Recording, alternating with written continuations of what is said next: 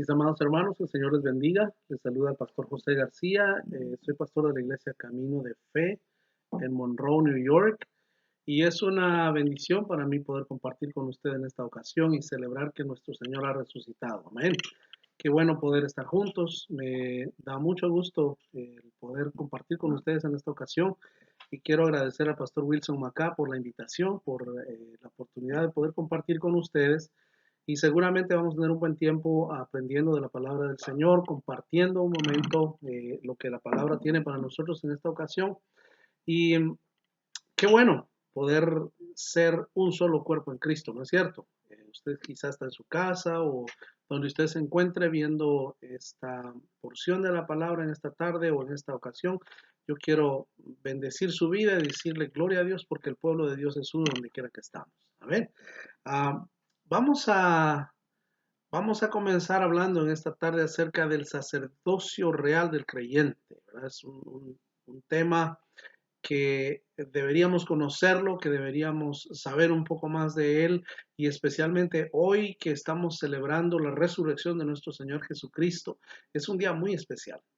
Es un día especial porque recordamos que no solamente Cristo murió en la cruz, no solamente sufrió por nuestros pecados, llevó en él, como dice su palabra, la carga del pecado de todo el mundo, sino que al tercer día resucitó y está sentado a la diestra de Dios Padre. Y esa esperanza tenemos los creyentes. Como dice Pablo, si Cristo no hubiera resucitado, somos los más dignos de lástima entonces, pero creemos que Jesús resucitó, lo tenemos en nuestro corazón, hablamos con Él todos los días, espero que usted hable con Él todos los días, cuando usted se levanta, en la tarde, en la noche, en un tiempo de oración, en un tiempo de leer la palabra, que podamos juntos buscar al Señor como iglesia, pero también cada uno en su casa y recordar que Cristo es nuestro Señor, no solamente nuestro Salvador. Eso es muy importante. Amén. Bueno, vamos a entrar en la palabra entonces y quiero invitarle a que vaya conmigo al libro de Apocalipsis capítulo 1 y vamos a leer de los versículos 4 al 6. Apocalipsis capítulo 1 y leemos del 4 al 6. Estamos hablando del sacerdocio real del creyente. Estamos hablando de aquellos seguidores de Jesús, del Jesús resucitado, del Rey que estuvo muerto y resucitó al tercer día y que ha comprado nuestra salvación. Amén. Leemos en Apocalipsis 1:4, dice así: Juan a las 7 iglesias que están en Asia, gracia y paz a vosotros del que es y que era y que ha de venir, y de los 7 espíritus que están delante de su trono, y de Jesucristo el testigo fiel, el primogénito de los muertos, gloria a Dios, y el soberano de los reyes de la tierra, al que nos amó y nos salvó y nos lavó de nuestros pecados con su sangre, y nos hizo reyes y sacerdotes para Dios, su Padre. A Él sea gloria e imperio por los siglos de los siglos. Amén. Vamos a orar. Nuestro buen Dios y Padre, te damos gracias por el privilegio de poder venir delante de tu presencia, Señor, y te agradecemos por tu palabra, te agradecemos porque es verdad, te agradecemos, Señor, porque tú nos hablas cada día a través de ella. Te agradecemos por la oportunidad de compartir como hermanos, Señor, y te rogamos que nos hables a través, Señor, de tu palabra con la guía de tu Espíritu Santo. En el nombre de Jesús, amén. Qué bueno es el Señor. Bueno, me llama mucho la atención el versículo 6 para comenzar. Dice que Él nos hizo reyes y sacerdotes para Dios su Padre. Cuando nosotros pensamos, bueno, yo soy un creyente y cuál es el propósito de mi vida, qué es lo que yo pretendo, cuál es mi meta alcanzar en esta tierra, nosotros podemos tener muchos planes, muchas ideas, muchas metas por alcanzar, pero yo quiero recordarle una muy importante. Nosotros somos sacerdotes para Dios. Nosotros somos reyes para Dios. Dios nos ha permitido la oportunidad de tener vida nueva. Y todo creyente que me está escuchando y que está viendo, estoy seguro que está de acuerdo conmigo, tenemos una vida nueva dentro de nosotros. Claro, hay una vieja naturaleza que nos quiere seguir sometiendo al pecado, hay deseos pecaminosos dentro de nosotros con los cuales combatimos, como dice Pablo, todos los días tenemos una carne, tenemos una humanidad, pero al mismo tiempo tenemos una nueva vida en Cristo. Y el día que partamos de esta tierra, sabemos que estaremos en su presencia, que vamos con Él, que tenemos una nueva vida. Y déjeme decirle, ahí es donde empieza la vida. Ahí es donde comienza lo bueno o lo malo. Es importante que nosotros tengamos definida esa parte primero en nuestra vida, pero segundo, hoy que estamos celebrando que Jesús ha resucitado, hoy que adoramos al Señor por su resurrección, por su obra en la cruz y por sobre todas las cosas, porque compró nuestra salvación, aprovechamos en esta ocasión para recordar nuestra función como sacerdotes del Rey de Reyes, como reyes para nuestro Dios, como siervos del Dios Altísimo. Es decir, que todos nosotros tenemos no solamente una función, sino una responsabilidad en ese reino. Amén. Y por eso es de que nos unimos como iglesia y colaboramos en nuestra iglesia, apoyamos en nuestra iglesia, servimos en nuestra iglesia.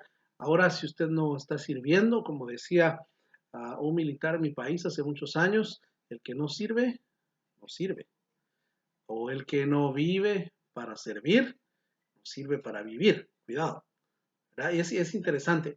Pero pensemos por un momento, hace 500 años se dio la Reforma Protestante en el mundo y cambió para siempre muchas cuestiones dentro de la iglesia. Se reconocieron doctrinas básicas de la iglesia como una sola fe, un solo Dios, un solo bautismo, un solo Señor, la sola gracia, ¿verdad? Y volvimos a los principios bíblicos, a lo que Dios dejó establecido en su palabra.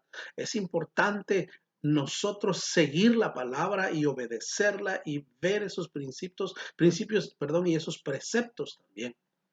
Ahora, los teólogos en este tiempo están hablando de una segunda reforma, de que se está llegando el tiempo de una segunda reforma. ¿Y cuál es esa segunda reforma? Bueno, la iglesia en general necesita cambios, necesita ajustes, necesita volver a los principios bíblicos y necesitamos como iglesia retomar esos preceptos nuevamente, aplicarlos en nuestra vida y vivir la vida de un creyente como debe ser. ¿Y cómo debe ser? Bueno, una de las cosas que se considera que se está dando en este tiempo, y gloria a Dios por eso, en esta segunda reforma, es nada más y nada menos que el sacerdocio universal del creyente. Y acabamos de leer en Apocalipsis 1:6 que el Señor nos hizo reyes y sacerdotes para Dios su Padre. Piense por un momentito en eso. Usted y yo somos reyes y sacerdotes para Dios nuestro Padre. ¿Qué significa eso? ¿Qué responsabilidades conllevan eso?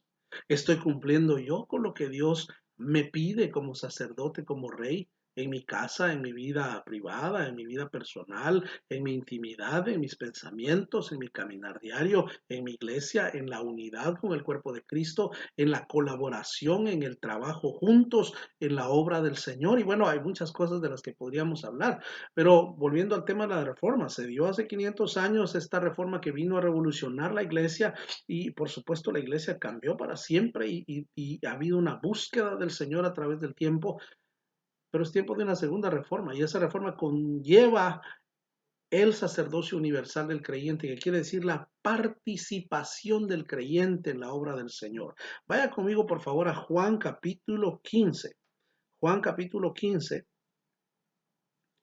versículo 16. Si usted tiene Biblia puede buscarlo ahí, Juan capítulo 15, versículo 16. Ahora, si no tiene Biblia, escuche lo que dice la palabra del Señor. Juan 15, 16. No me elegisteis vosotros a mí, dice Jesús, ¿verdad?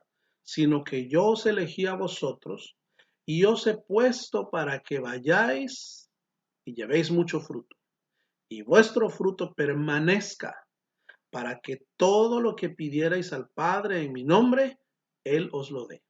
Aquí está hablando de un creyente que vive conforme a la voluntad de Dios de tal manera que cuando ora sus anhelos y sus deseos concuerdan con la voluntad de Dios.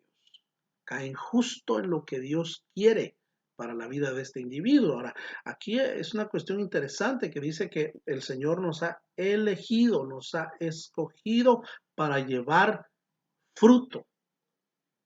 La idea es que nosotros llevemos fruto como creyentes, que nosotros hagamos una obra para Dios mientras vivimos en esta tierra. Y esa era una función original que Dios le dio a Israel allá en el Antiguo Testamento. Y podemos ver la historia de Israel a través del tiempo, y si leemos la Biblia, recuérdese que la Biblia no es un libro de historia, no es un libro de ciencia, es un libro de la historia que cuenta la historia de Dios con su pueblo escogido a través del tiempo. Y cuando digo pueblo escogido, no estoy hablando solamente de la nación hebrea, estamos hablando de todos aquellos que somos escogidos por Dios. Y cuenta la historia de Dios tratando de acercarse a la humanidad y reconciliar al hombre con Dios. Y en ese esfuerzo, Dios intenta que la gente tenga un compromiso con Él. Aquí Jesús en Juan, lo que leímos recién en el libro de Juan capítulo 15, versículo 16, dice, no me elegiste, yo os elegí para que llevéis fruto, hermano, aparte de trabajar, aparte de hacer plata, aparte de cumplir sus anhelos, aparte de anhelar todos los días y luchar desesperadamente por alcanzar el éxito. El Señor nos ha escogido para que llevemos fruto. Amén. Ahora, en este sentido, cuando hablamos de sacerdotes, usted me dice, pastor, pero ¿qué quiere decir eso? ¿Qué es un sacerdote? Dependiendo de la nación donde vengamos, del contexto religioso que traigamos, vamos a tener diferentes conceptos de qué es un sacerdote. ¿Qué hace un sacerdote? ¿Cuál es la función de un sacerdote? ¿Qué es? ¿Quién es? ¿Qué debe hacer? Y ese es un tema que también en la Biblia se da. Y cuando nosotros leemos la Biblia, hermano, desde Adán hasta Moisés, oiga, desde Adán hasta Moisés, cualquier persona podía ofrecer un sacrificio a Dios. Habían varios sacerdotes durante ese tiempo y podemos, en la historia bíblica, podemos leer, por ejemplo, en Génesis 14:18 nos habla de Melquisedec. Cuando viene Abraham, dice que le sale Melquisedec, sacerdote del Dios Altísimo. Y ese, claro, es otro tema, quién era él, de dónde venía, qué hacía en ese lugar. Ese es otro tema. Pero aquí hay un ejemplo de un sacerdote que viene y se presenta a Abraham. Cuando leemos en Génesis 41, 45, por ejemplo, vemos que José se casó con las hijas de Potifera, que era sacerdote de On. Otro sacerdote, otro tipo de sacerdote, claro, no adoraba a Jehová, era de la religión de los egipcios, pero era un sacerdote. Había alguien que oficiaba una función. No pierda de la mente que el Señor dice en Apocalipsis que nos escogió a la iglesia para ser sacerdotes para el Rey de Reyes. Estamos nosotros viviendo un tiempo único en este momento histórico y deberíamos agradecer a Dios por permitirnos vivir en este tiempo. Claro, hay muchas situaciones difíciles y complicadas como en todos los tiempos, como es parte de la naturaleza caída. Estamos viviendo una crisis, una pandemia mundial de salud con este tema del coronavirus. Pero hermanos, siempre han habido situaciones difíciles, siempre han habido guerras, hambrunas, pestes, muertes, ha habido todo tipo de situaciones que se viven. Sin embargo, solo déjeme hacerle notar algunas cositas interesantes. Nosotros estamos estrenando una nueva década, estamos estrenando un nuevo siglo y estamos estrenando un nuevo milenio. No cualquiera nace en este tiempo. Estamos viviendo un momento donde se da un cambio extraordinario. Desde la invención de la imprenta no había habido un cambio tan grande como cuando se inventó el Internet, y eso está cambiando la forma de vida. Ahora yo sé que algunos están mandando su diezmo por Quick Payment, ¿verdad? O por el Cash App o por Zelle o por cualquiera de las aplicaciones, porque estamos viviendo un nuevo tiempo. Y de paso, déjeme recordarle la función y la responsabilidad de mí como creyente de servir, de apoyar también económicamente a mi iglesia. Es importante y es parte de ese sacerdocio.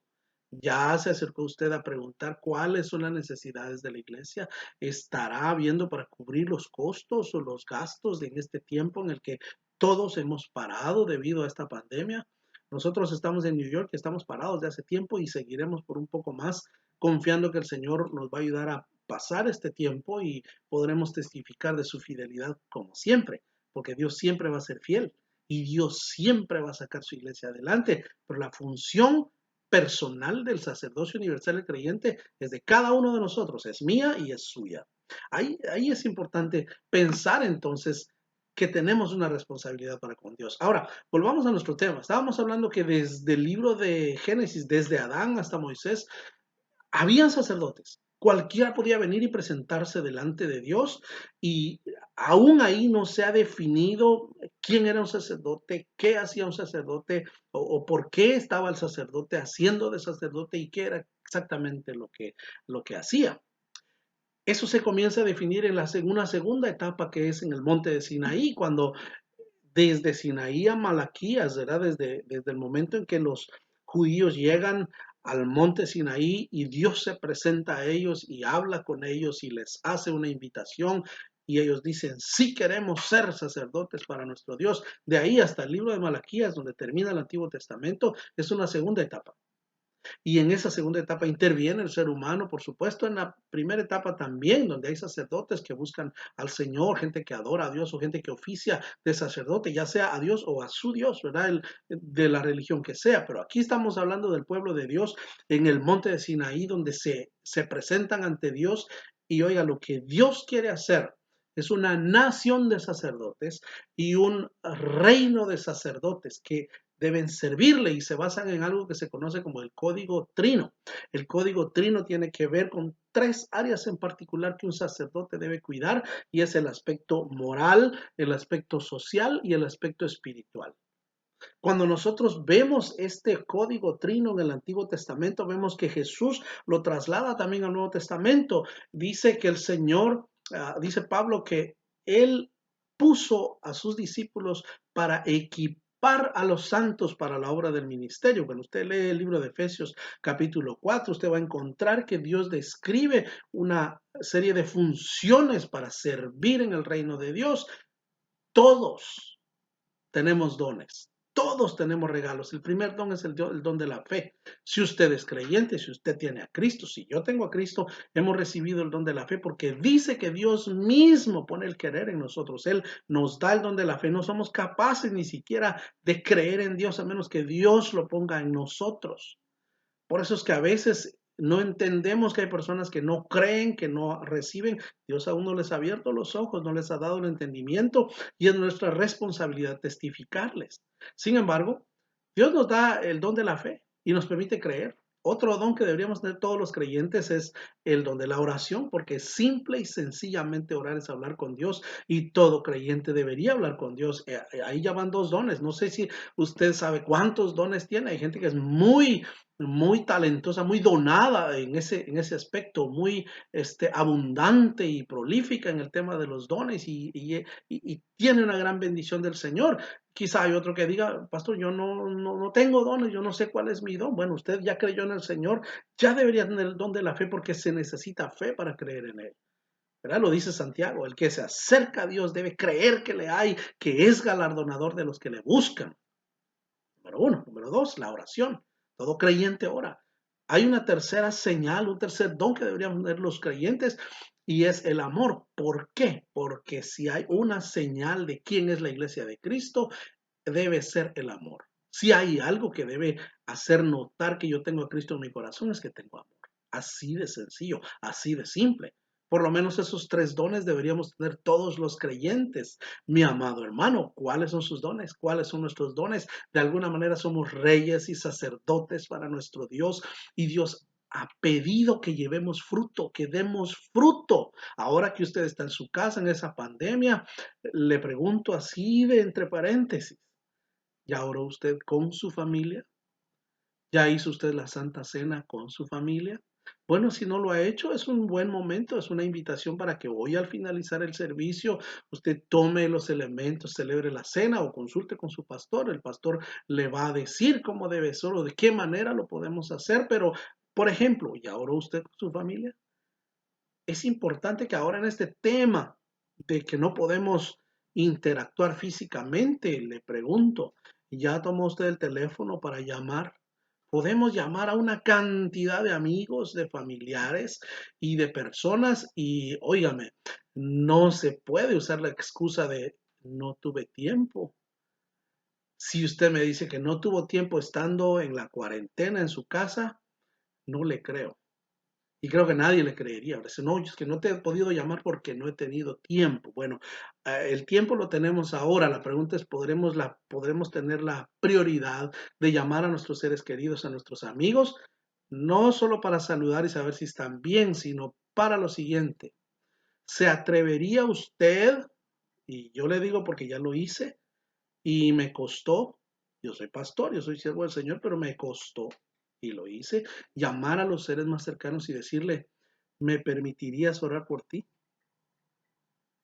Esa es una extraordinaria manera de compartir el amor del Señor. Bueno, vamos avanzando. ¿Qué más pasa entonces en el Sinaí? Ahí Dios se presenta a ellos y les da las funciones, les da las razones de ser, les da el quién es un sacerdote, qué es un sacerdote, por qué deben ser sacerdotes y qué es lo que deben hacer. En el Antiguo Testamento, pues ya vimos que debían cuidar de las necesidades morales, sociales y espirituales de las personas, de su prójimo, de los que estaban alrededor. En el Nuevo Testamento es exactamente la misma función.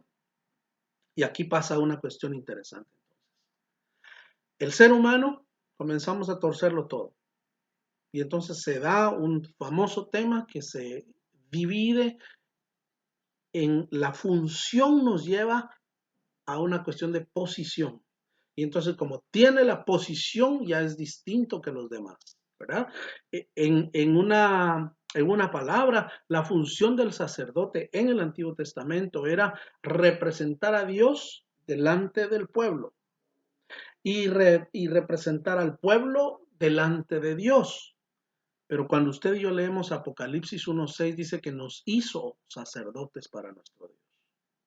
Ahí debemos tener cuidado porque entonces todos nosotros, mi amado hermano, estamos involucrados en este proceso.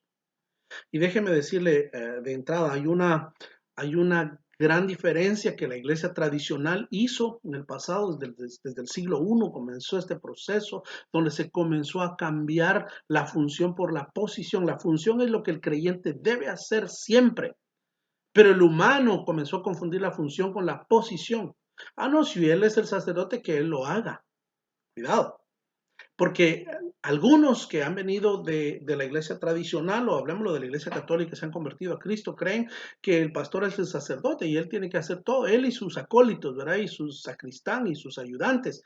En el lenguaje cristiano evangélico, el pastor y sus líderes, que ellos hagan. Yo vengo aquí como customer y espero que me den un buen customer service. Si por alguna razón a alguien le pasa eso en la mente, yo quiero decirle, eso no es bíblico, eso está mal, y eso es pecado, porque el que sabe hacer lo bueno y no lo hace, le es contado por, bueno, en el contexto tradicional, entonces existen dos palabras, el famoso laico y el famoso clero. Déjeme decirle, laicos es una palabra griega y que significa una persona sin educación o sin conocimiento. Yo creo que eso es más que una definición, es un insulto para la congregación. Si dice, oh, no, los laicos. ¿Verdad? Entonces, el laico cree que como no sabe, como no está entrenado, como no tiene esto, como no tiene lo otro, no desea participar tampoco. Y ahí es donde los humanos, cada uno, nos involucramos en nuestra forma de comportarnos y nuestra creencia domina lo que está escrito en la palabra y no le hacemos caso a la palabra de Dios. Recuerden, nos ha hecho sacerdotes, nos llamó, nos eligió, nos comprometió a que nosotros llevemos fruto que abunde para vida eterna, porque entonces podremos decirle, Padre, necesito esto y el Señor inmediatamente estará ahí. Hay una directa relación y una relación proporcional entre fe y obediencia con la voluntad de Dios. Yo no puedo separar la fe de la obediencia, que son dos palabras también griegas, ¿verdad? Está peitos y pisteio, y se usaba indistintamente para definir fe y obediencia. Yo no puedo creer en algo a lo que no le obedezco y no le puedo obedecer a algo que no creo. La fe y la obediencia van de la mano. Cuando yo soy obediente al Señor y le creo al Señor y le soy fiel, yo puedo pedir porque el Señor va a estar conmigo. Primero, porque yo voy a estar en su voluntad. Segundo, porque Dios se agrada de los que le buscan. Diga usted amén ahí en su lugar. Bueno, la palabra laicos entonces no aparece en el Nuevo Testamento, para comenzar. No es una palabra bíblica. Simplemente es una palabra griega que significa el que no sabe. Hay otra palabra similar que se llama laos. Laos lo que define es simplemente al creyente en general, pero laos no es laicos. Laos es el creyente y se menciona unas 135 veces en el Nuevo Testamento y lo que define a Laos es todo creyente. No hay rangos, no hay distinción. Es más, hay una concordia entre el uno y el otro. No hay jerarquías. Por supuesto que hay un orden, Dios establece líderes, pero los líderes surgen del mismo pueblo y la idea es ir preparando a los santos para el ministerio y lo que yo he aprendido lo enseño a otros, dice la palabra, y este otro a otro para edificar el cuerpo de Cristo. Pero la cuestión aquí es, ¿quiero yo edificar a otros? Primero, y la otra segunda es, ¿quiero yo ser edificado? ¿O me escondo cuando dicen, hermano, necesitamos a alguien que ayude aquí y calladita la boca? Cuidado. Cuidado, porque Dios nos está recordando ahora que Cristo resucitó. Bueno, qué interesante la Semana Santa hablando de eso, porque nosotros tenemos el Viernes Santo, el creyente está triste, y allá en la iglesia tradicional hacía las procesiones y cuánta cosa, pero solo un día. Los creyentes nos regocijamos porque Él resucitó. Bueno, ahora sirvámosle. Entonces está el laico, ¿verdad? Y está la otra palabra que es el cleros. Cleros también es una palabra griega que significa porción o élite. Es un grupo élite. En el Nuevo Testamento todos los creyentes eran parte del laos y por lo tanto del cleros. Cleros con K y con O, ¿verdad? En nuestro idioma español. Hay una palabra más que es clerus con C y con U, que esa sí significaba un grupo aparte, pero nosotros hemos tendido a confundir cleros con clerus y al clerus tenerlo diferente del laicus, y cuidado con eso porque eso no es bíblico. Hoy que hablamos de que Cristo vive, hoy hablamos de que el creyente es un sacerdote. Yo como creyente debo traer todo mi conocimiento, toda mi capacidad, todas mis aptitudes, todas mis actitudes, todos mis talentos y ponerlos a los pies del Señor. Es importante que hagamos eso. Es importante que nosotros sirvamos al Señor con lo que somos.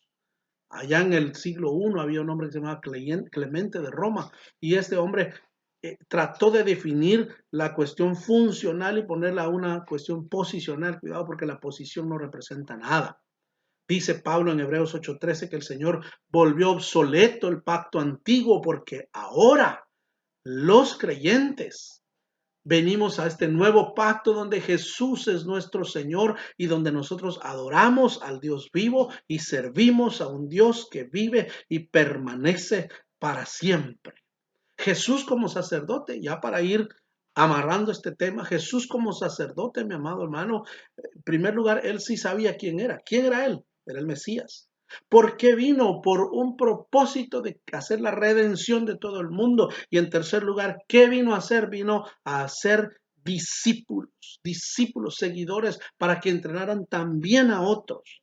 Ahora para nosotros, ya para concluir, vaya por favor conmigo a la primera carta del apóstol Pedro, primera Pedro, capítulo 2, versículo 5, y vamos a leer en primera Pedro 2:5, dice, vosotros también, nos está hablando a nosotros, a mí y a usted, vosotros también como piedras vivas, sed edificados como casa espiritual y sacerdocio santo, para ofrecer sacrificios espirituales aceptables a Dios por medio de Jesucristo.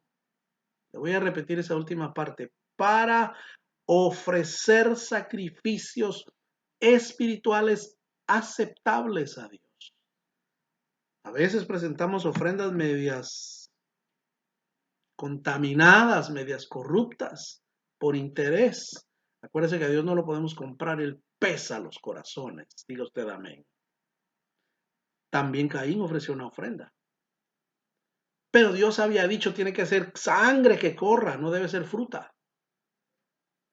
Había quizá Adán enseñado a sus hijos que el sacrificio era un animal quemado. Oh, no, yo le voy a dar papas y zanahorias, qué sé yo que había en ese tiempo. Entonces, que nuestro sacrificio sea aceptable al Señor, que nuestros sacrificios espirituales sean aceptables a Dios. Espero que usted esté disfrutando este tiempo y no esté molesto con el que está en el video. Amén, es Dios el que nos está hablando, ¿verdad? Versículo 9 dice así, mas vosotros sois linaje escogido, real sacerdocio, nación santa, pueblo adquirido por Dios, para que anunciéis las virtudes de aquel que os llamó de las tinieblas a su luz admirable. Óigame, si Él nos llama a un pueblo escogido, ¿verdad? Nos saca de entre todos los demás humanos porque nos quiere regalar salvación. Luego dice que somos una nación santa, apartada. un pueblo adquirido por Dios, que compró con su sangre, esa sangre que hoy que celebramos que resucitó, quiero decirle el viernes a las 3 de la tarde, mientras expiraba, derramaba su sangre y con esa sangre nos adquiría como un pueblo limpio, santo, agradable a Dios.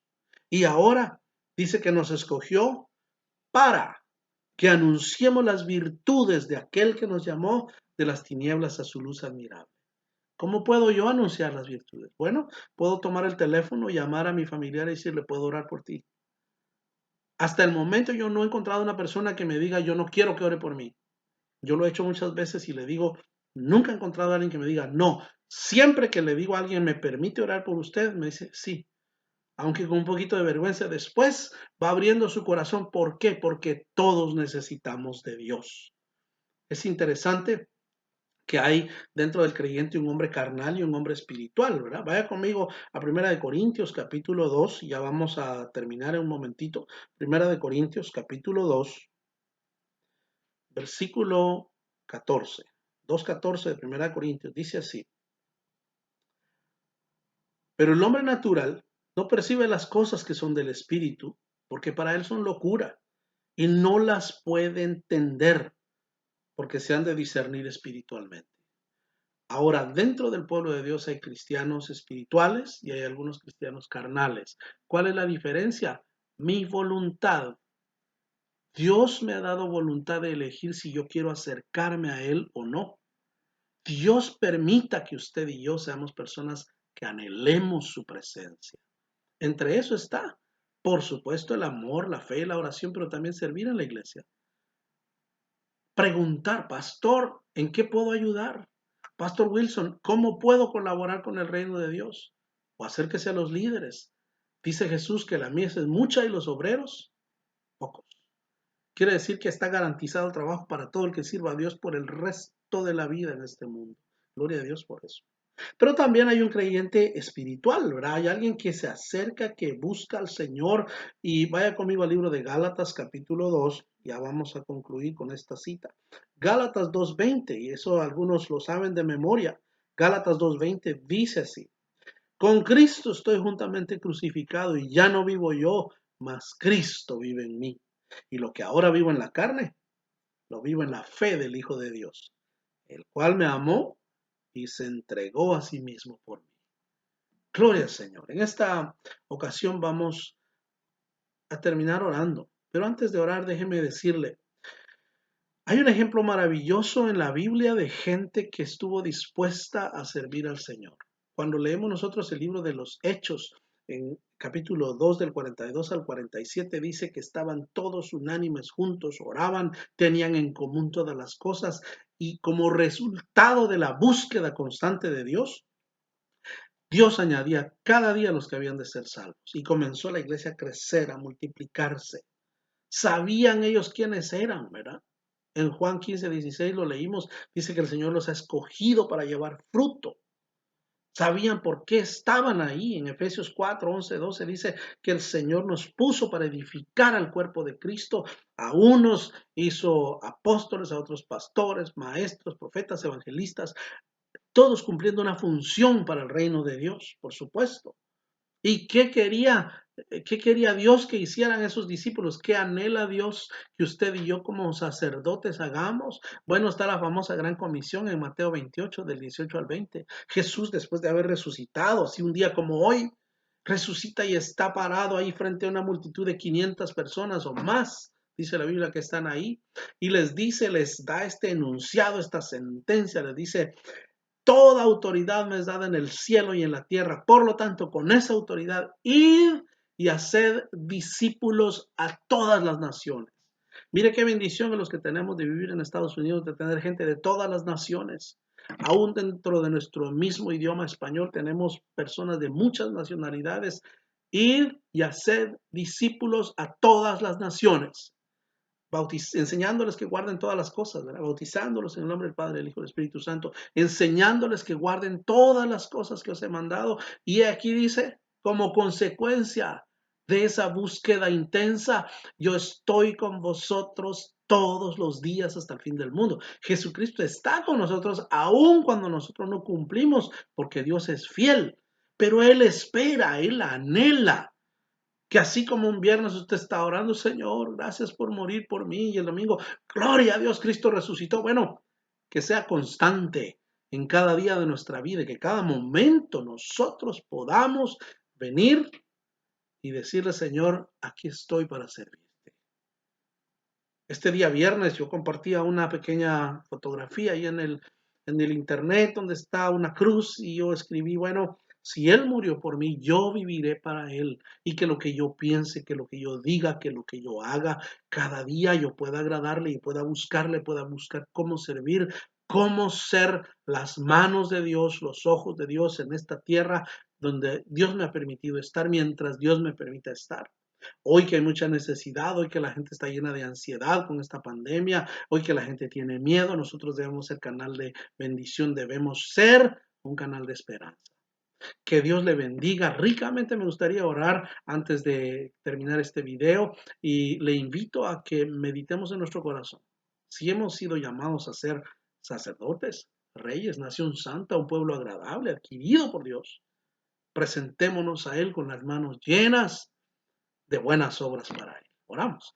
Padre, muchas gracias por la oportunidad de compartir con mis hermanos. Señor, yo sé que tu palabra tiene un propósito y se va a cumplir en la vida, Señor, de nosotros como creyentes. Gracias por tu cuidado. Gracias por tu presencia. Gracias por tu amor. Gracias por estar con nosotros. Gracias por el sacrificio de Cristo en la cruz. Y gloria a Dios que levantó de los muertos a Cristo.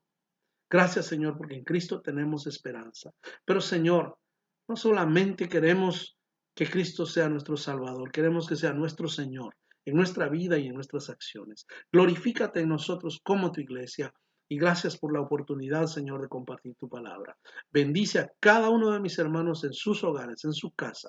Llénales de tu gracia, llénales de tu bendición y permite, Señor, que podamos vivir una vida agradable a ti, que podamos disfrutar todos y cada uno de los días que tú nos das. En el nombre bendito de Cristo Jesús. Amén. Que el Señor les bendiga.